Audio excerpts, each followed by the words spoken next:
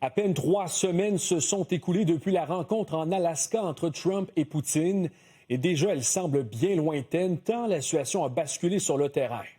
Ce sommet devait, je le rappelle, ouvrir la voie à la paix, mais la Russie n'a jamais cessé ses bombardements sur l'Ukraine. Et encore aujourd'hui, elle frappe plus fort que jamais. Une pluie de drones et de missiles s'est abattue jusqu'au siège du gouvernement. Étienne Malouin. Donald Trump se dit prêt à imposer de nouvelles sanctions contre la Russie.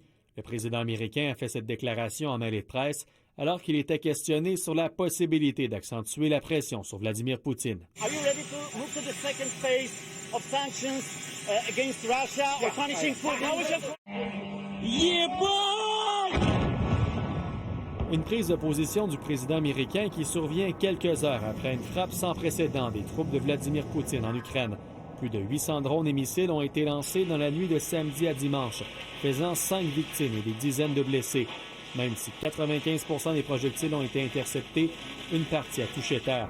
Pour la première fois depuis le début du conflit, les frappes russes ont touché les installations démocratiques ukrainiennes. Le siège du gouvernement, abritant notamment les bureaux du Conseil des ministres, a été pris pour cible. Le gouvernement va continuer de fonctionner, mais c'est la première fois, effectivement, que des missiles franchissent ce cordon de sécurité. Vous savez, dans le centre-ville de Kiev, vous avez le cœur du gouvernement, essentiellement. Heureusement, on ne déplore aucune victime, mais le symbole est fort.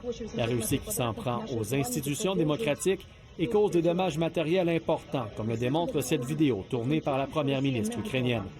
Cette violente attaque a été dénoncée par la communauté internationale.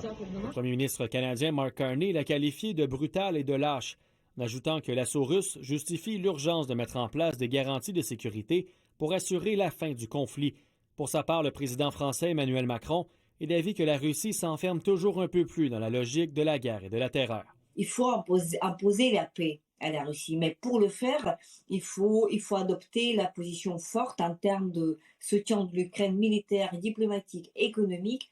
Si les efforts diplomatiques se multiplient, Volodymyr Zelensky est d'avis que Vladimir Poutine a obtenu ce qu'il voulait lors du sommet en Alaska, alors que le président russe s'est fait dérouler le tapis rouge lors de sa rencontre avec Trump. Putin doesn't want to meet with me, but he wants very much to meet with the president of the United States to show everybody video and images that he is there. Le monde entier attend de voir ce que fera Donald Trump alors qu'il avait promis de mettre fin au conflit en quelques jours à peine. Entre-temps, il s'est rendu à New York dimanche pour assister à la finale des internationaux de tennis des États-Unis. En raison des mesures de sécurité, le début du match a été retardé de près d'1 heure. Et signe de l'influence du président, les grands réseaux de télé américains ont eu comme directive de ne pas montrer de scènes de mécontentement à l'endroit de Donald Trump. Étienne Malouin, TVA Nouvelles.